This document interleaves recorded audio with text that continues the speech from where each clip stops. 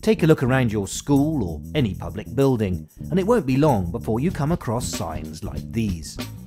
They might look ordinary, but these signs contain a photoluminescent layer, and that means if you ever need to evacuate the building when the lights have failed, they really could save your life.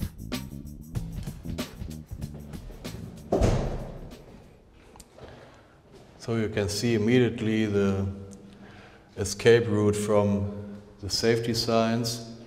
If you need orientation in the low level area by the photoluminescent strips, you can also find your way out in case of smoke, what can easily occur on a ferry boat, in an aircraft or somewhere else. Here in this corner we didn't install photoluminescent products to give an impression to everybody how lost we are without any markings which glow in the dark. During the day or when a light's shining on them, photoluminescent pigments absorb energy. This agitates the electrons, taking them to a higher energy level, but it also makes them unstable. When the electrons return to their stable state, they give off the energy they've absorbed in the form of a different wavelength of light. Emergency signs like these re-emit absorbed energy over a long period of time. They're called phosphorescent. But the pigment used to paint a picture on this board absorbs energy and then emits light very quickly. It's called fluorescent. The pigment being used to make these floor markings is made from strontium aluminate. It first came to market around 20 years ago, and it's 10 times brighter and lasts 10 times longer than its predecessor, zinc sulfide. This is made to show the difference between different luminance levels and especially the difference between the old standard based on zinc sulfide pigments and the new standard based on the so-called strontium aluminates. Now you can see in the dark the difference, not only the color, but you can see that this sign is much brighter than the zinc sulfide is.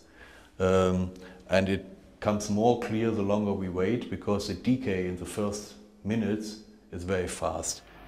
One of the challenges facing sign manufacturers is that pigments can be damaged by friction, moisture, or exposure to strong ultraviolet light.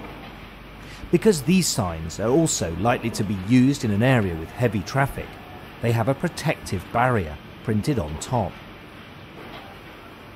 Once this has dried, all that remains is to cut the signs out.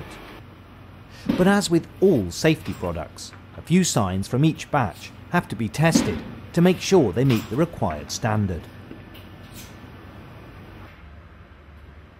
This is what's called a xenon lamp. It simulates a specific level of daylight and is used to test the performance of every batch of signs.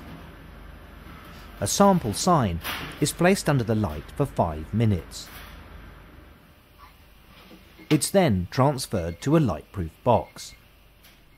Sensors inside the box measure how much light the sign emits and how quickly it decays.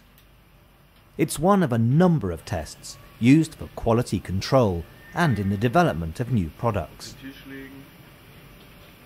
We have a very important test, what we call the cooking test, where we cook the product for 8 hours in water, and it gives us the best idea about the quality of the product, how the colors, the safety colors and also the glow-in-the-dark color is fitting on the material. And we also have our outside weathering stand where we put the signs for a long time durability test, and we also have another machine to simulate UV charging or UV weathering in, together with or without humidity.